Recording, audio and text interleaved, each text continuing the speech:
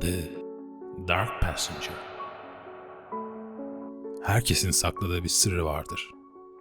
Biz bugün Dexter Morgan'ı ve onun karanlık yolcusunu psikolojik bir inceleme için masaya yatırıyoruz.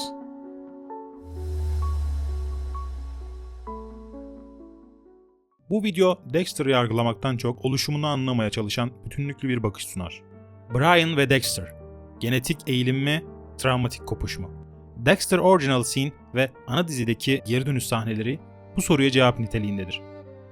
Annesinin katledilişine tanık olmadan önce küçük Dexter'ın hayvanlara yönelik tutumu ile abisi Brian'ınkisi arasında belirgin bir fark vardır. Brian kertenkeleleri doğurarken bundan haz alan, acıya karşı duyarsız bir çocuk profili çizerken Dexter onları korumaya çalışan, zarar verilmesine üzüldüğünü gösteren bir çocuktur. Bu sahne dizinin genetik mi, travmatik mi sorusuna verdiği yanıtlardan biridir.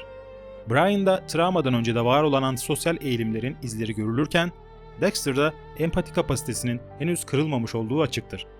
Bu fark, Dexter'ın doğuştan bir canavar olmadığına dair anlatısal bir işaret taşır. Travma kuramı açısından bakıldığında burada iki farklı uyum yolu ortaya çıkar. Brian, muhtemel biyolojik yatkınlıkların da etkisiyle şiddeti doğrudan kimliğine entegre eder. Dexter ise annesinin öldürülmesine tanıklık ettikten sonra duygusal kopuş geliştirir. Üst düzenleyici kontrolün devre dışı kalmasıyla duyguların kaotik ve tehditkar algılanması hayatta kalmak içindir. Bu noktada Dexter'ın yaşadığı dönüşüm klasik anlamda doğuştan psikopatiden ziyade travma sonrası gelişen duygusal ayrışma ve empatik kopuş olarak okunabilir.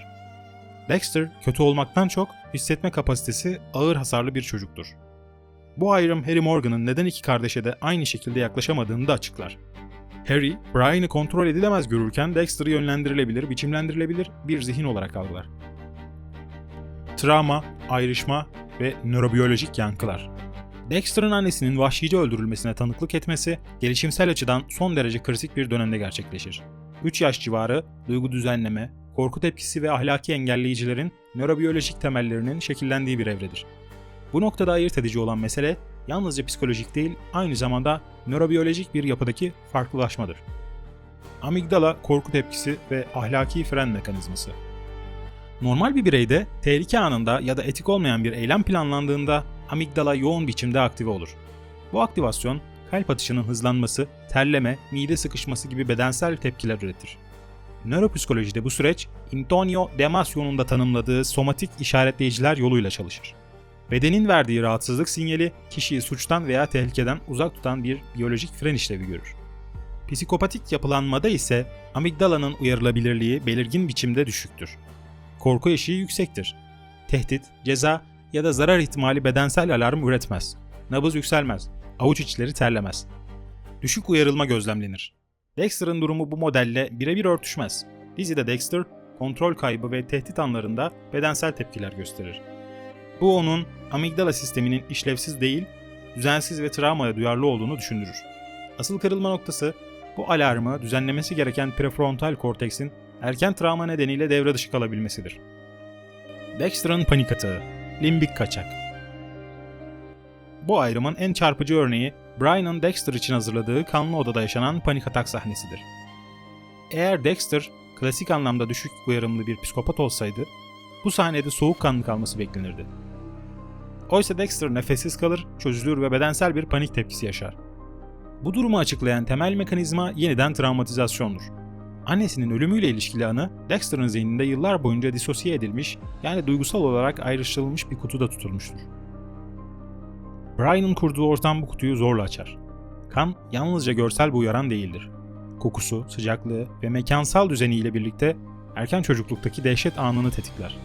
Bu noktada prefrontal korteksin düzenleyici işlevi kısa süreliğine devre dışı kalır ve limbik sistem kontrolü ele alır. Bir nevi limbik kaçak oluşur. Mantık susar, beden geçmişteki travmaya geri döner. Dexter bu anda soğukkanlı bir seri katil gibi değil, nörobiyolojik olarak o günkü çaresiz çocuk haline geriler. Bu bağlamda travma, en ağır psikopatik yapılarda bile bir tür aşil topuğu oluşturabilir. Kişinin kökensel travma noktasına temas edildiğinde inşa edilmiş soğukkanlılık ve kontrol maskesi düşer. Dexter'ın panik atağı, onun psikopatiye değil, çözümlenmemiş travmaya dayalı bir yapı sergilediğinin en güçlü işaretlerinden biridir. Sesinizi duyar gibiyim. Peki ama Dexter öldürmekten haz alıyorsa, Bu onu travmadan bağımsız olarak bir psikopat olduğunu göstermez mi? Onun cevabı da şöyle. Öldürmekten alınan haz tek başına bir psikopati tanısı koydurmaz. Psikopati, empati ve vicdan düzeyindeki kronik kusurlar, manipülatif ilişki biçimleri ve sürekli toplumsal kuralları çiğneme örüntüsüyle tanımlanır. Dexter'ın durumunda ise öldürme eylemi hem travmanın tetiklediği ayrışma, disosyatif mekanizmalarla hem de davranışsal pekişme yoluyla tatmin olan bir paternle açıklanabilir. Harry Morgan. Dexter'ın gelişim sürecindeki en belirleyici figür Harry Morgan'dır. Harry, Dexter'ın şiddet dürtülerini fark ettiğinde onu öldürmeye ya da şiddete yönlendirmez. Aksine bu dürtüleri ortadan kaldırmaya çalışır. Onu spora yönlendirir, disiplinli rutinler kurar, ahlaki telkinlerde bulunur ve defalarca normal bir yaşam ihtimalini zorlar. Ancak zamanla Harry, bastırma girişimlerinin başarısız olduğunu ve dürtülerin ortadan kalkmadığını fark eder. Dexter'ın iç dünyasında şiddet isteği yok olmak yerine daha yoğun bir hal almaktadır. İşte tam bu noktada Harry, ahlaki olarak savunulması zor ama pragmatik bir karar verir. Dürtüleri yok edemiyorsa en azından masumlara zarar vermeyecek şekilde kanalize etmelidir. Harry'nin kodu bu bağlamda bir ideoloji ya da etik sistem değil, başka seçeneği kalmamış bir babanın hasar azaltma stratejisidir. Harry'nin trajedisi tam da burada yatar. Oğlunu kurtarmak isterken onu insanlaştıracak yolları tüketmiş, geriye yalnızca işlevsel ama duygudan yoksun bir rehberlik bırakmıştır. Harry, Dexter'ı bir canavara dönüştürmek istememiştir. Fakat onu durduramayacağını anladığında daha büyük bir felaketi önlemek için açıklanabilir bir kötülüğe razı olmak zorunda kalmıştır. Sosyal maske, mimikri ve dışsal vicdan. Rita ve Debra. Dexter'ın sosyal dünyası büyük ölçüde taklit üzerine kuruludur. İnsanların ne zaman güldüğünü, neye üzüldüğünü öğrenir, ardından bu davranışları uygun zamanlarda uygular. Bu empatik bir hissetmeden ziyade bilişsel empatiye yakındır. Rita, Dexter için iki işlev görür. Toplumsal normlara uygun bir kamuflaj ve insan olma ihtimalini tetikleyen bir ilişki. Debra ise Dexter'ın dışsal vicdanıdır. Dexter neyin doğru ya da yanlış olduğunu belirlerken Debra'nın duygusal tepkilerini referans alır. Debra'nın varlığı Dexter'a ahlaki bir yankı sunar. Yokluğu ise bu yankının çöküşünü temsil eder. Debra'nın kaybıyla birlikte Dexter'ın davranışlarını sınayabileceği tek çerçeve Harry'nin kodu olur. Bu da onu daha kapalı, daha yalnız ve daha tehlikeli bir noktaya sürükler. Karanlığın aynaları, Layla, Miguel ve Trinity. Dizideki bazı karakterler Dexter'ın iç dünyasını farklı yansımaları olarak işlev görür. Layla, kontrolsüz dürtüler, sınır tanımazlık ve haz arayışı. Dexter'ın bastırdığı kaosu temsil eder. Miguel Prado, gücün ve ideolojinin ahlakı nasıl bozabileceğini gösterir. Kodun esnetilmesinin sonuçlarını açığa çıkarır. Arthur Mitchell, Trinity, aile babası maskesi altında sürdürülen sistematik şiddet, Dexter için başlangıçta rol model, sonrasında nasıl bir baba olmayacağı konusunda uyarıdır. Bu karşılaşmalar Dexter'ın kendini sürekli yeniden tanımlamasına neden olur. Her biri başarısız canavar olasılıklarını gösterir ve kontrolün kaybının nelere yol açabileceğini gözler önüne serer. İç sesler, Dexter'ın bölünmüş psikolojisinin haritası.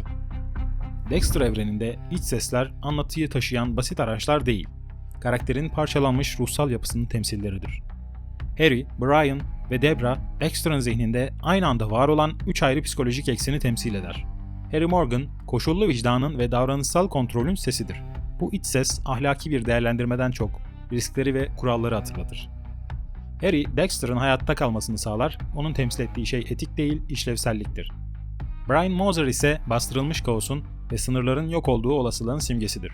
Brian, Dexter'ın kod olmadan kim olabileceğini gösteren bir karşı figürdür. Kontrolsüz, kimliksiz ve yıkıcı. Bir rehber değil, uyarıdır. Debra Morgan, suçluluk, yas ve geç gelen empatik farkındalığın sesidir. Harry'nin aksine eylemleri meşrulaştırmaz, onları sorgular. Debra'nın iç ses olarak ortaya çıkışı, Dexter'ın var olan ama yıllardır bastırdığı duyguların yüzeye çıkmaya başlamasının göstergesi olabilir. Bu ses duygusal vicdanın gecikmiş temsilidir. Bu üç iç ses birlikte okunduğunda Dexter'ın trajedisi netleşir. Kontrol vardır, kaos vardır, duygu vardır. Ancak bunları bütünleştirecek sağlıklı bir benlik yapısı oluşamamıştır henüz. Dexter'ın hikayesi bu nedenle bir dönüşümden çok denge arayışının ve başarısız entegrasyonun hikayesidir. Yani Dexter Morgan'ı yalnızca bir seri katil olarak tanımlamak, dizinin sunduğu psikolojik derinliği yok saymaktır. O, travma, öğrenilmiş davranışlar, sosyal taklit ve empati arayışının iç içe geçtiği bir karakterdir. Dexter bize şu soruyu bırakır: kötülük nerede başlar? Cevap basit değildir. Ama kesin olan şudur: Dexter bir canavar olarak doğmamıştır.